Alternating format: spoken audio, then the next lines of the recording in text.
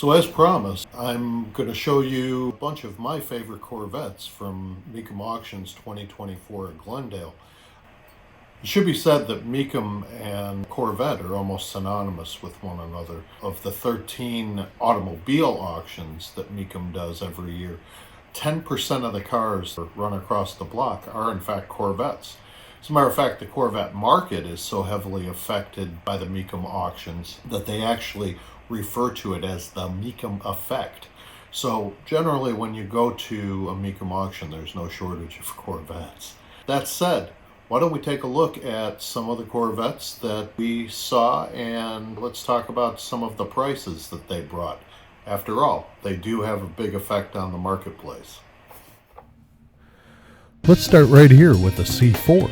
This 1986 Corvette with just 90,000 miles represented the bottom of the barrel, selling for just $6,600. The C4 had a production run from 1983 to 1996 that saw 358,000 copies produced. The C4 in Corvette circles has been forever labeled the red-headed stepchild in the 8th generation lineup. Making only 250 horsepower, it was more powerful than the later C3s, but still was considered underpowered, thanks to still developing government-mandated emissions controls. This particular model features the Doug Nash 4-speed overdrive manual and was in fair condition at best.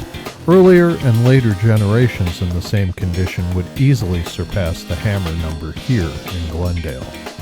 I know a few people who have C4s and love them. Heck, the fabled ZR1 was built on an updated C3 chassis.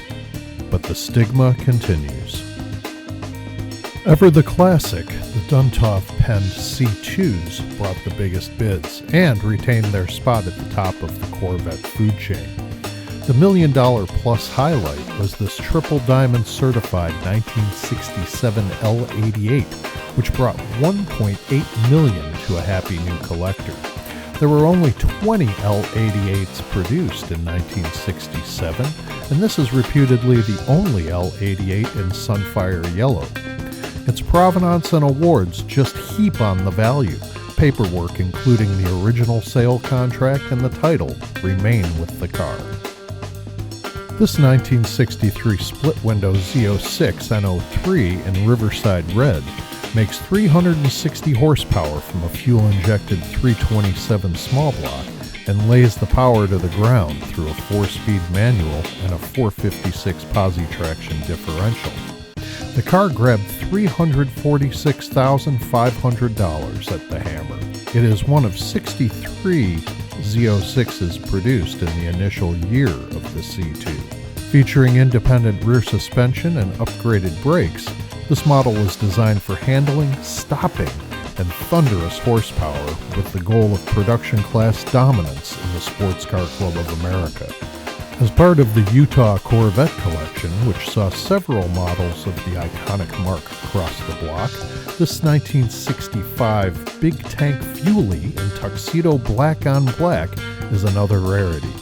One of just 41 N03 Big Tanks produced in 1965, this bad boy sold for just over $247,000. Considering it only has 82 miles on the clock, this car can be considered almost factory fresh. The 327 L84 engine provided the owner with 375 horsepower with a Rochester Ram jet fuel injection system and a Duntov solid lifter cam. The Beach Boys sang about cars like this. This particular model, featuring disc brakes and a 36-gallon fuel tank, was built with international endurance racing in mind.